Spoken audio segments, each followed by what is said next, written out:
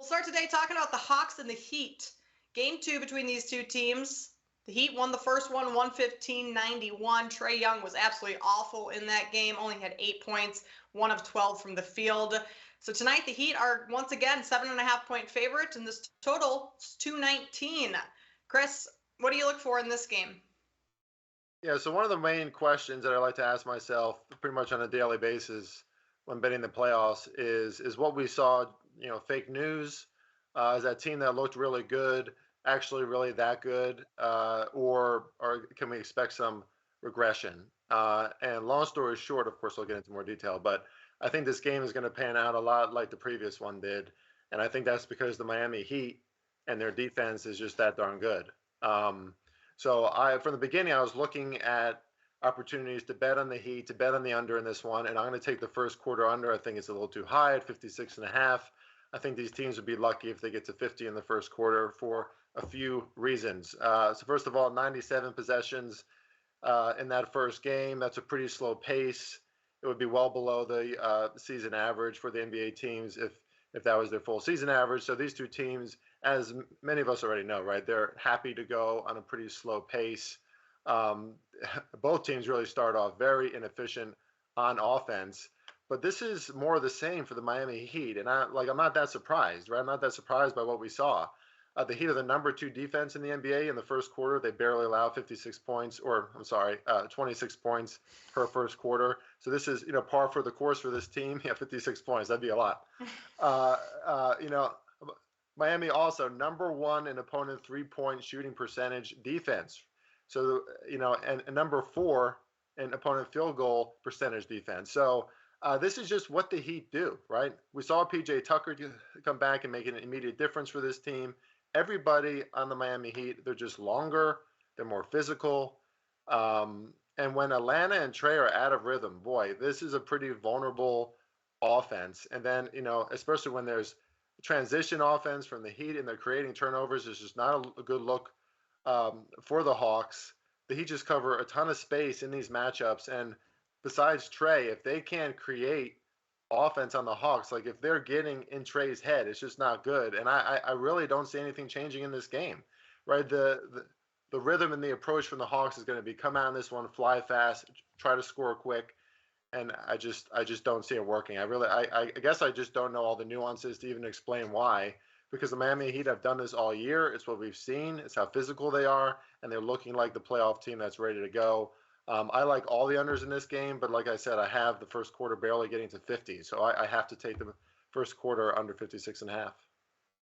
And Bogdanovich is also a little banged up. John Collins is banged up. Clint Capella is out for the Hawks still. So if Trae Young doesn't step it up tonight and play to the level that we've seen him play throughout his career, this game is going to be a fairly low scoring game with the rest of the Hawks roster, not at full strength, if you want to call it that.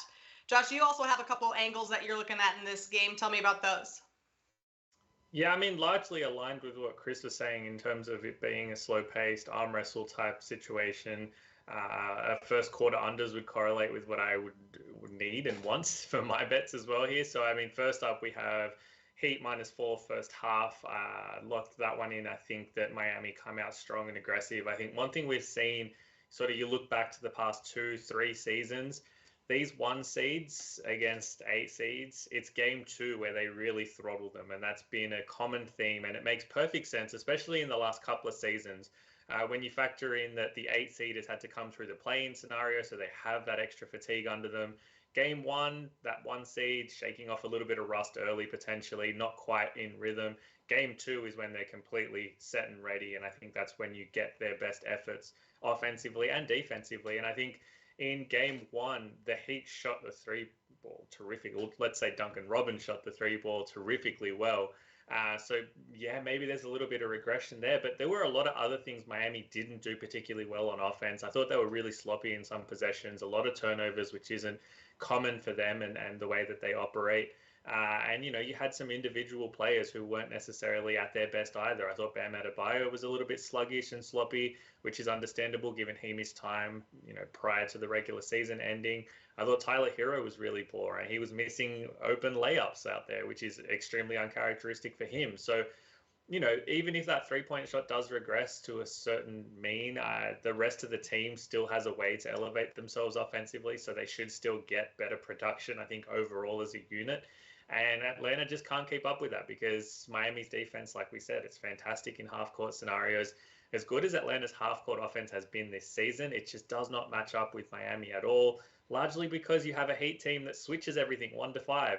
And you do that on Trae Young, it becomes extremely difficult for him to penetrate.